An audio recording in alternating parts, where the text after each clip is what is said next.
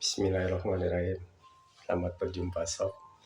Semoga selalu senantiasa kita diberikan kesehatan jasmani dan rohani dan keberkahannya.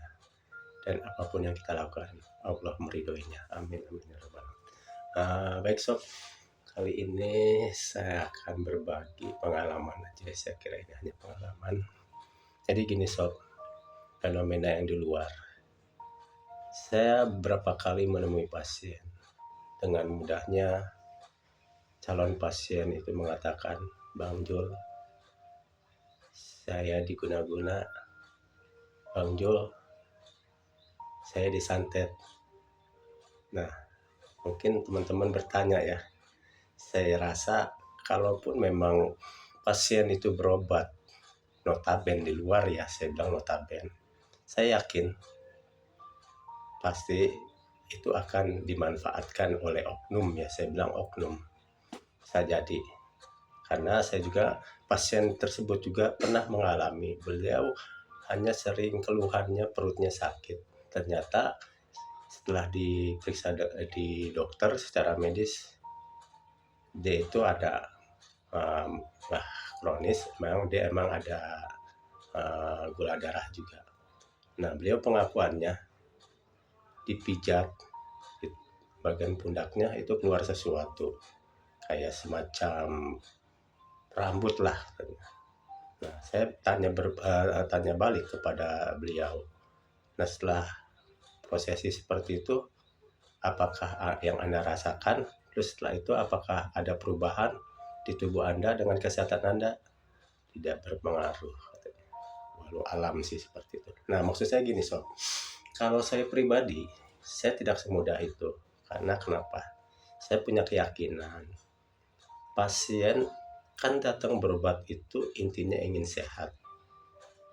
Nah, kalau menemui kondisi seperti itu, ada pasien tetap kekeh seperti itu, tetap saya mengarahkannya, selalu saya memperuncing kondisinya supaya beliau itu, pasien itu nggak berpikir bermacam-macam pikirannya ya. Saya selalu tanyakan beberapa poin yang boleh katakan itu tips saya, berapa tahapan saya tanyakan kepada pasien, atau mungkin indikasi ya, saya lebih tepatnya indikasinya gini sob. Saya selalu tanyakan kalau nemuin pasien yang seperti itu, saya selalu tanyakan pertama, misalkan dia sakitnya di sakit kepala ataupun sakit di perut ya, saya selalu nanyakan apakah pertama ya, apakah sakitnya itu di waktu tertentukah apa di setiap waktu. Itu poin pertama. Jadi maksudnya gini sob, kalau di sewaktu-waktu, tiap waktu maksud saya, itu biasanya udah jelas penyakit medis ya. Misalkan kalau sakit kepala dari pagi sampai malam itu wajar. Nah, yang saya maksud di waktu-waktu tertentu, misalkan dia sakit kepala, sakit kepalanya hanya misalkan dari maghrib jam 6 sampai jam 10 malam. Nah, di luar itu kondisinya sehat. Nah, itu baru ada indikasi pertama saya bilang. Karena kenapa? Saya sendiri pernah mengalaminya selama 7 tahun. Saya itu sakit cegukan, sesiduhan kalau orang Sunda ngomong ya. Sesiduhan itu terjadinya pada maghrib sampai jam 9. Di luar itu sehat saya kondisinya sampai 7 tahun sob. 7 tahun saya berobat ke sana kemari, tapi alhamdulillah sembuh. Nah, itu mungkin indikasi yang pertama. Nah, saya arahkan lagi ke pasien. Bapak ataukah ibu sudah berobatkah? Sudah. Berobat kemana? Maksud saya dokter umum kah apa spesialis? Nah, beliau nanya dokter umum. Nah, kalau dokter umum saya kurang yakin. Nah, harusnya ke dokter spesialis. Nah, pernah saya juga nemuin pasien yang notabene sakit perut. Keluhannya di perut maksud saya, keluhannya di perut. Nah, saya rujuk beliau untuk dicek ke dokter spesialis.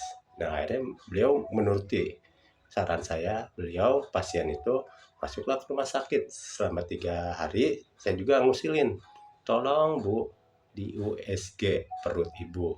Nah, beliau juga ngikutin.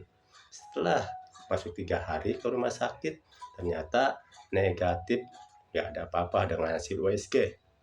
Nah, berarti semakin mengkerucut kan, sob, semakin mengkerucut. Nah, akhirnya saya tanyakan lagi. Nah, indikasi yang ketiga, nah, pernah nggak di rumah ibu, nggak hujan, nggak apa, cerah pada malam ibu istirahat, malam hari itu di genteng ada suara seperti pasir melulu seperti itu. Nah, beliau mengatakan iya. Nah, berarti ada indikasi berikutnya. Saya tetap kejar, saya nggak semudah itu.